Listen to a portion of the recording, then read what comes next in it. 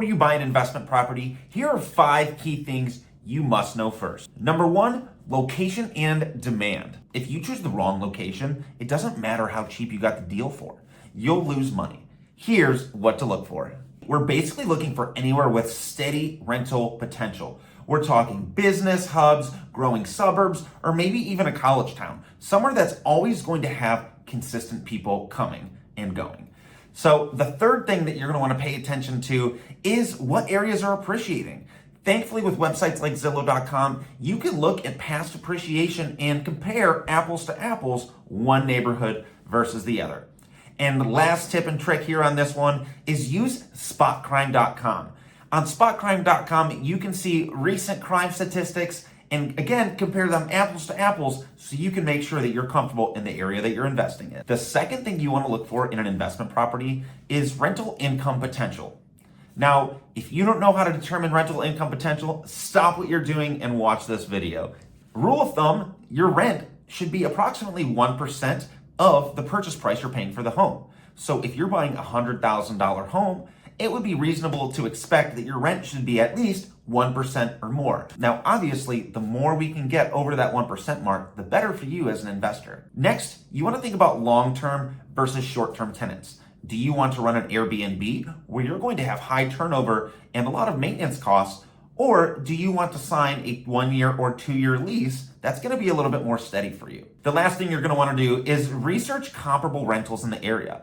The tool that I recommend to all my clients is rentometer.com. What they allow you to do is put in the beds, baths, and whether it's an apartment or a house into the search, and it'll tell you your low, median, and high range rents for those areas. Number 3, property condition and maintenance costs. A cheap property can turn into an expensive one real fast. Here's some red flags you'll want to keep an eye out for. Just because there's a new home, let's say it was built in the last 20 years, doesn't always mean that it's all going to be good. Thinking about it, 20 years into a property is the time where your major mechanical items might need to be replaced. We're talking roofs, furnaces, air conditioners, water heaters.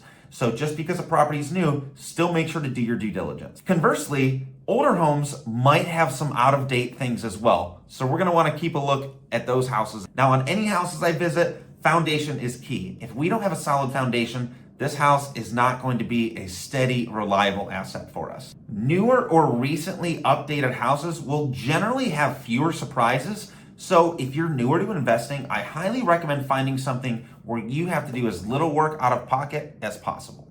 This will also help keep your upfront investment costs low. In general, you're going to want to budget between 5 and 10% of your total rental income and set it aside. That way you have a rainy day fund in case anything ever happens with the property and you need money to take care of those repairs. And lastly is a home warranty. When buying a home, you or the seller can pay for a home warranty that will cover you for the first year you own the home. And what I mean by cover you is anything powered by gas or electric. We're talking fridge, stove, washer, dryer, furnace, AC, water heater. You pay a $100 deductible and those items will be repaired or replaced for that first year you own the home. Number 4, cash flow and expenses. Gross rent means nothing. What matters is what's left after expenses. Here's how to make sure that you're pocketing money with your rental property.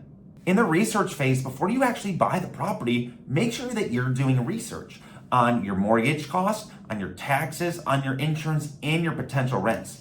You're going to need all of these numbers and factor them into each other to make sure that it does indeed leave a profit at the end of the day. A positive cash flow equals great long-term success.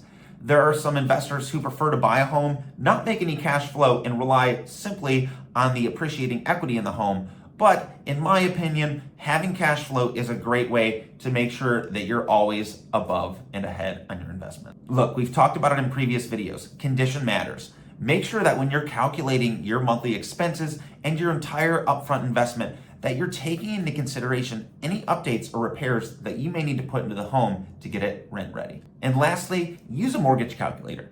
I like to use calculator.net, where it allows me to alter the purchase price or my down payment so I can find out what my monthly payments would be if I'm financing it.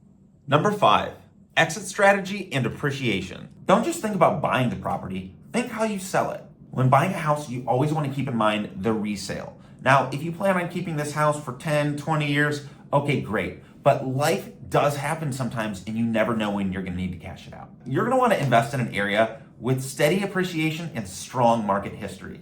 And what I mean by this is continually houses are popping up and they're selling. They're not taking a year and a half to sell. And in appreciation, that we see our value steadily rising year after year. You wanna probably ask yourself, if I had to sell in 5 years, would I be in a good spot?